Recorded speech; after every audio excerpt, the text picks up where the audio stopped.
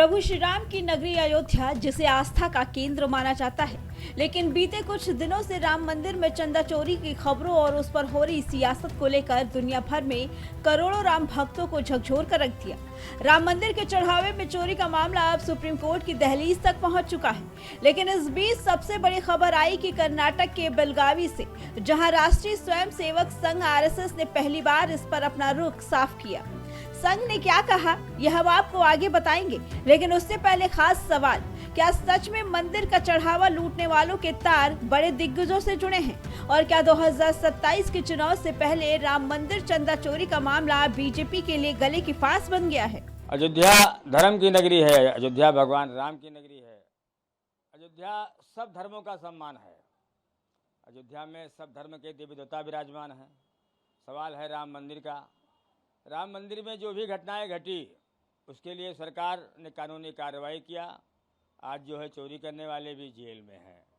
ये सरकार का सहयोग रहा और सरकार की पहल रही और सरकार ने बहुत तेज़ी किया, क्योंकि ये मामला जो है मंदिर से जुड़ा हुआ था, क्योंकि आस्था का सवाल था और सभी धर्मों के लोग भगवान राम का सम्मान करते हैं। और भगवान के घर में जो कुछ भी हुआ, भगवान के यहाँ चोरी भई, चोरी होने के बाद में जो है सारे लोग आज जेल में हैं।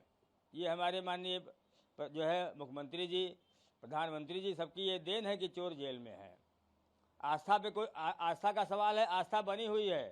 अयोध्या की गंगा जमुनी तहजीब, अयोध्या में देवी देवताओं का घर, ये बिल्कुल सलामत है। लोग आ रहे हैं, दर्शन कर रहे हैं, पूजा कर रहे हैं और बिल्कुल अच्छे से चल रहा है।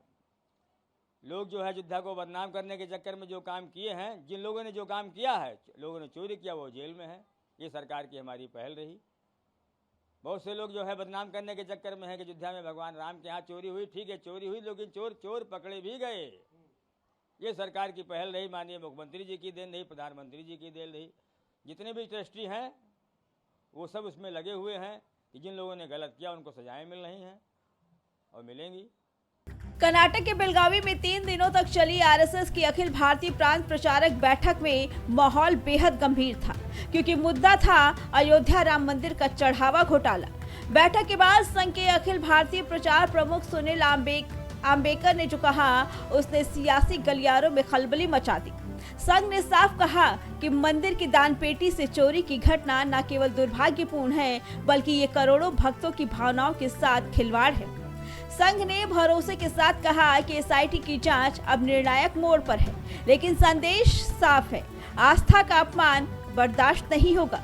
अयोध्या राम मंदिर चंदा चोरी के मामले में अब तक क्या क्या कार्रवाई हुई, उस पर भी विस्तार से आपको बताने वाले हैं।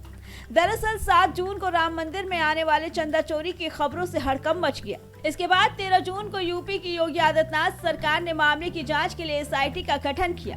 25 जून को मामले में एफआईआर दर्ज कर 8 आरोपियों को गिरफ्तार किया गया, जिनमें पूछताछ के बाद एसआईटी ने खुलासा किया कि राम मंदिर में चंदा चढ़ावा की ऑडिट रिपोर्ट को साजिशन नजरअंदाज किया गया। इसके अलावा सबूत मिटाने के लिए मंदिर के सीसीटीवी फुटेज तक को भी गायब कर दिया गया।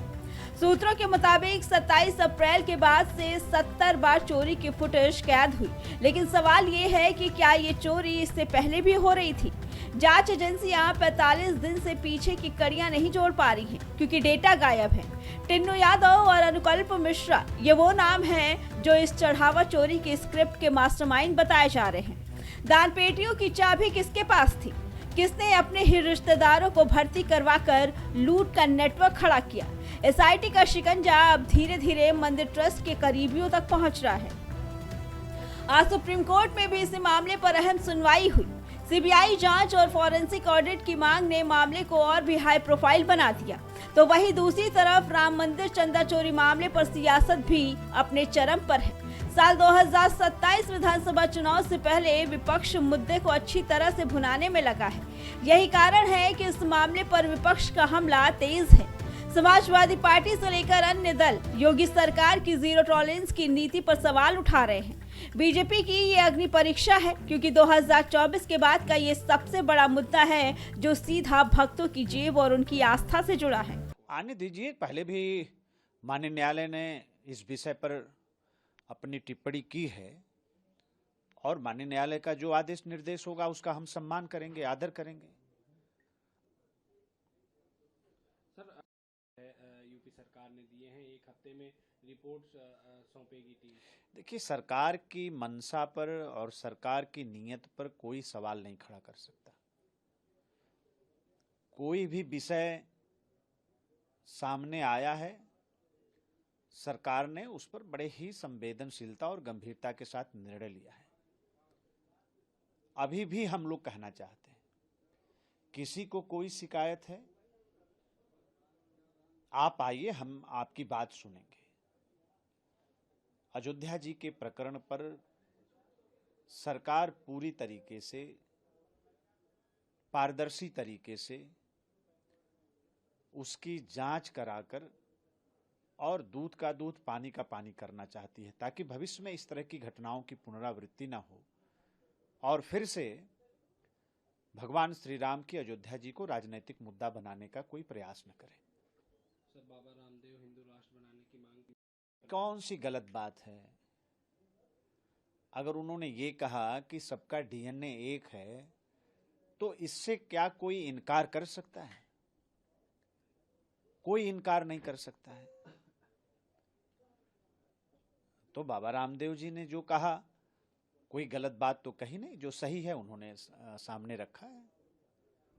अब जमीन की जो खरीद फरोख्त हुई उसकी भी जांच करने की बात कही है, और आरएसएस ने तो अब अपने चिंतन शिविर के अंदर चिंता जाहिर करी और एसआईटी की जांच में अपना भरोसा भी जता दिया है। कैसे देखते हैं?